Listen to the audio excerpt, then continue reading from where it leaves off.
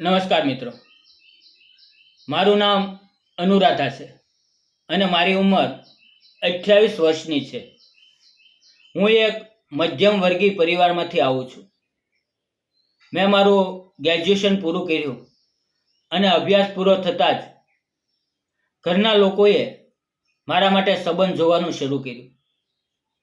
હું દેખાવમાં ખૂબ જ સુંદર અને સ્વભાવે શાંત હતી, તેથી મારી માટે ઘણા સારા સંબંધ આવતા હતા. એક દિવસ રાજેશનો પરિવાર મારા ઘરે આવ્યો. મિત્રો, રાજેશ એક મોટી ખાનગી કંપનીમાં કામ કરતો હતો. જ્યારે મેં તેને પહેલી વાર જોયો ત્યારે તે ખૂબ જ હેન્ડસમ અને આકર્ષક લાગતો હતો. મારી માએ મને ચા લઈને બહાર જવાનું કહ્યું. મેં બધા મહેમાનોને ચા આપી અને જ્યારે રાજેશ પાસે ચા લઈને ગઈ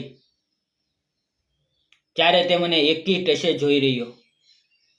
મેં પણ શરમાઈને તેની તરફ જોયું. અમારા માતા પિતાએ અમને એકબીજાની સામે જોતા જોઈ લીધા અને બધા હસવા લાગ્યા. થોડા દિવસોમાં બંને પરિવારે લગ્ન પાકા કરી દીધા અને અમે લગ્નના પવિત્ર બંધનમાં બંધાઈ ગયા. રાજેશ મને ખૂબ જ પ્રેમ કરતો હતો અને મને રાજકુમારીની જેમ, રાણીની જેમ સાચવતો હતો. હું પણ તેને એટલો જ પ્રેમ કરતી હતી. અમારા લગ્નના 2 વર્ષ ખૂબ જ સુંદર રીતે પસાર થયા. તે સમય દરમિયાન હું ગર્ભવતી થઈ અને અમે બંને અમારા આવનારા બાળકને લઈને ખૂબ ઉત્સાહિત હતા. પણ કિસ્મતને કંઈક બીજું જ મંજૂર હતું. એક દિવસ રાજેશ ઓફિસની અગત્ય મીટિંગ માટે બહાર શહેરમાં ગયો હતો અને ત્યાં જ તેને અચાનક ગંભીર હાર્ટ એટેક આવ્યો. મને સમાચાર મળતા જ મારી દુનિયા એક પળમાં ઉજળી ગઈ. મારો પ્રેમ, મારો જીવ એ મને હંમેશા માટે છોડીને ચાલ્યો ગયો હતો. મારા પતિના અવસાન પછી સાસરિયામાં સ્થિતિ સાવ બદલાઈ ગઈ. મારા સાસુ સસરાને મારા માટે દુઃખ હતું, પણ તેમના બીજા દીકરા અને તેની પત્નીએ મને હેરાન કરવાનું શરૂ કર્યું. તેઓ મારા પર અવનવા ખોટા આરોપો મૂકવા લાગ્યા અને મને માનસિક રીતે તોડવાનો પ્રયત્ન કરવા લાગ્યા. હવે પતિના ગયા પછી એ ઘર મને નર્ક જેવું લાગવા લાગ્યું. છેલ્લે મેં હિંમત એકઠી કરીને હું મારા પિયરમાં પાછા આવવાનો નિર્ણય લીધો. મારા માતા પિતાએ મને ખૂબ પ્રેમથી સહારો આપ્યો અને બીજી વાર લગ્ન કરવાનું કહ્યું, પણ મારું મન એ માટે તૈયાર નહોતું. મને લાગ્યું કે હવે જીવવા માટે કોઈ હેતુ જ નથી રહ્યો. પરંતુ પછી મેં વિચાર્યું કે દુઃખમાં ડૂબી રહેવા કરતાં મારે પગભર થવું જોઈએ. એટલે હું નોકરી શોધવા લાગી અને થોડા સમય પછી મને એક પ્રતિષ્ઠિત કંપનીમાં સારી પોસ્ટ પર નોકરી મળી ગઈ. ઓફિસમાં હું બહુ શાંત રહેતી અને કોઈની સાથે ખાસ વાત ન કરતી. મારા ચહેરા પરનું દુઃખ સ્પષ્ટ દેખાતું હતું. ત્યાં ઓફિસમાં સતીશ નામનો એક યુવક કામે આવતો હતો. તે દેખાવમાં હેન્ડસમ અને સ્વભાવે ખૂબ જ સમજદાર હતો. તે હંમેશા મને જોતો રહેતો અને મારી તબિયત તથા મનની સ્થિતિની કાળજી લેતો. જ્યારે પણ ઓફિસમાં મારી પાસે કામ વધી જાય ત્યારે સતીશ સામેથી આવીને મને મદદ કરતો.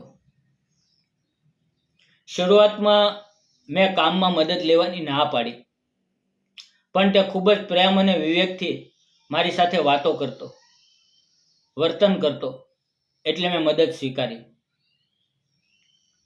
પણ થોડા દિવસ પછી ઓફિસના એક જરૂરી પ્રોજેક્ટ માટે મારે અને સતીશને ટ્રેનિંગ માટે શહેરની બહાર જવું પડ્યું. કંપનીએ અમારા બંને માટે એક જ હોટલમાં રૂમ બુક કરાવ્યા હતા. પણ હું અજાણી જગ્યાએ એકલી રહેવામાં થોડી અસુરક્ષિત અનુભવતી હતી. એટલે મેં સતીશને વિનંતી કરી કે આપણે એક જ રૂમમાં સાથે રહીએ. સતીશે મારી વાત સમજી, મારી મર્યાદા સમજી અને સહમતિ આપી. તે રાત્રે મેં સતીશને મારા ભૂતકાળની બધી જ વાત કરી દીધી. મારા લગ્ન થયા, પતિનું અચાનક મૃત્યુ અને ત્યાર પછી સાસરિયામાં પડેલા ત્રાસ વિશે જણાવતા મારી આંખમાંથી આંસુ આવી ગયા. સતીશે મારા માથા પર હાથ મૂક્યો અને ખૂબ જ શાંતિથી મારી વાત સાંભળી. પછી તે બોલ્યો, અનુરાધા, તું વિધવા છે કે નહીં તેનાથી મને કોઈ ફરક નથી પડતો. તારી ઈમાનદારી, તારી મહેનત અને તારી સાદગી મેં પહેલી વાર જોયા ત્યારથી જ ગમી છે. મને તારી સાથે જીવન વિતાવવાની ઈચ્છા છે. તેના આ શબ્દો સાંભળીને હું સ્તબ્ધ થઈ ગઈ. મેં તેની આંખોમાં જોયું તો તેમાં અતૂટ વિશ્વાસ અને સાચો પ્રેમ દેખાતો હતો. મારા મનમાં પણ તેના માટે આદર હતો. એટલે હું મૌન રહી ને મારા સ્પર્શથી તેને સહમતિ આપી દીધી. થોડા દિવસ પછી સતીશ મારા ઘરે ગયો અને મારા માતા પિતાને બધી વાત કરી. મારા મમ્મી પપ્પા સતીશના સ્વભાવથી ખૂબ જ પ્રભાવિત થયા. અને તેણે ખુશી ખુશી અમારા લગ્નની મંજૂરી આપી દીધી. પછી અમે કોર્ટ મેરેજ કરી લીધા અને આજે અમે ખૂબ જ આનંદથી સાથે રહીએ છીએ. મિત્રો, સતીશે મારા ભૂતકાળને ક્યારેય વચ્ચે નથી લાવ્યો. ઉલટું તેણે મને સંપૂર્ણપણે અપનાવીને મને એક નવી જિંદગી આપી છે. અમારા સંબંધમાં વિશ્વાસ, સમજદારી અને સાચો પ્રેમ છે.